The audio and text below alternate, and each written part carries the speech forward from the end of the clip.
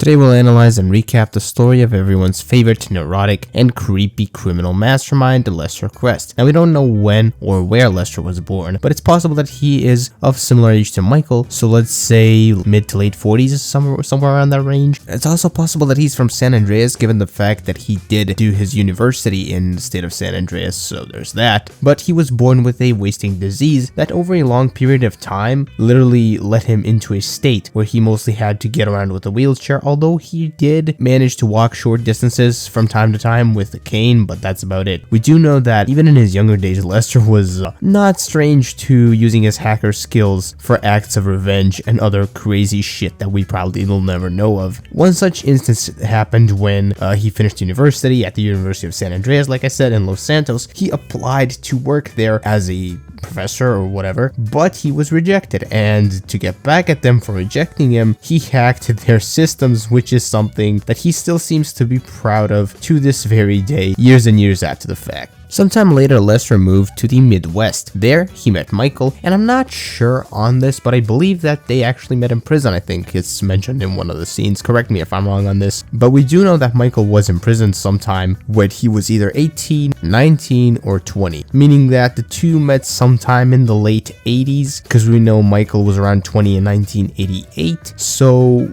we do know that they probably met sometime in the late 80s, probably around the 1987, 1988 range. I say 1988 because Michael's first job was back in 1988, as he mentions in the Polito score, but we do know that Michael met Lester before he met Trevor. After this, the duo started doing heists together, which Lester was of course serving as the planner, and not long after, Trevor joined the crew. And since Lester did spend some time in the state of San Andreas, maybe even Los Santos, before he met the two in the Midwest, he was familiar with the Union Depository, a massive super bank in Los Santos, one that the trio would go on to frequently dream about robbing, going as far as calling it the big one.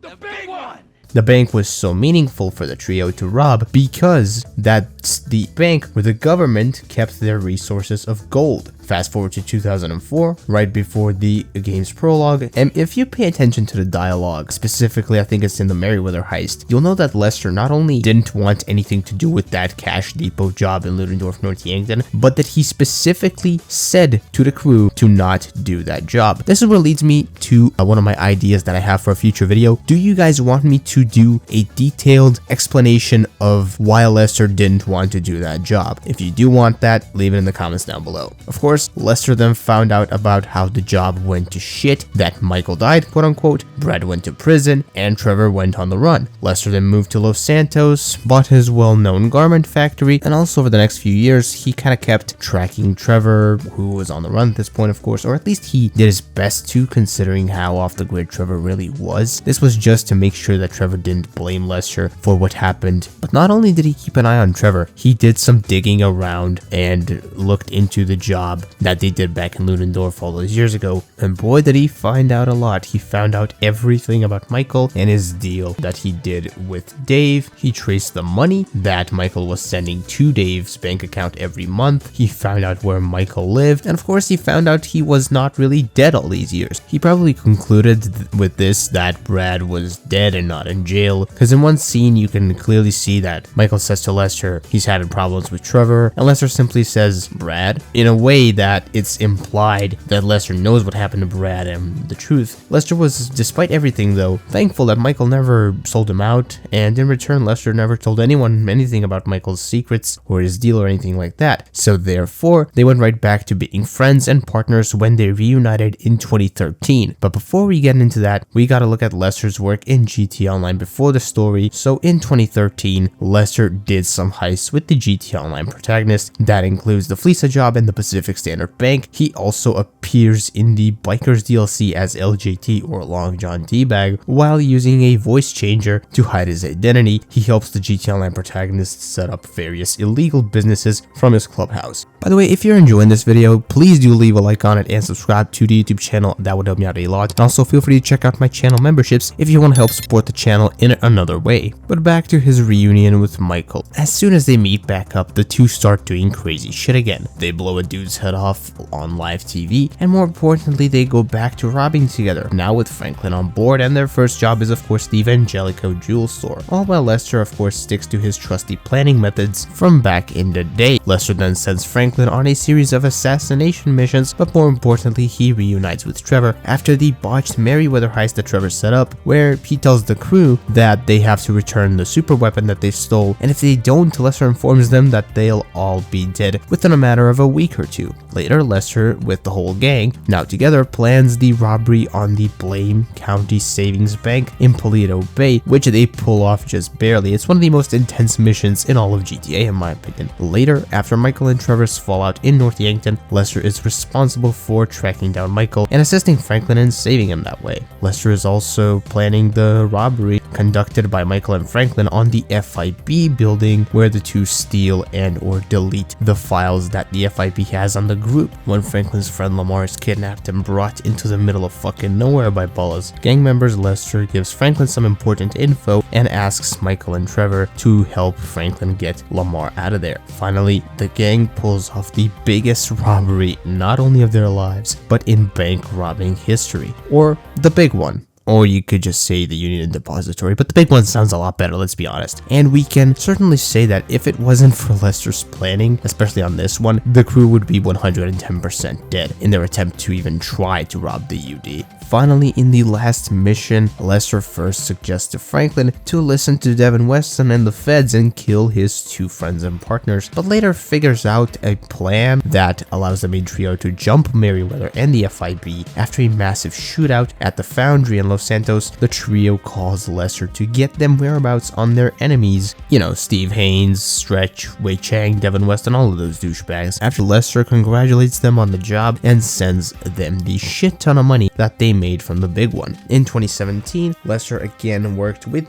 the GTA Online protagonist, this time on the Doomsday heist, which consisted of them first working for Avon Hertz and his fucking annoying AI. Man, do I hate those two. Anyway, and just to in the end be forced to destroy the AI and kill Avon Hertz himself. And in 2019, Lester also, with the GTA Online protagonist again, robbed the Diamond Casino, and as seemingly a conclusion of his story, he ended up with an Asian chick. Anyway, with that said, I want to thank you for watching this little bit of a complete retrospect story type thing of Lester Crest. Leave your thoughts and opinions on this video and on Lester himself down in the comments. Always love to read them and reply to them. Until the next video stream, bye bye.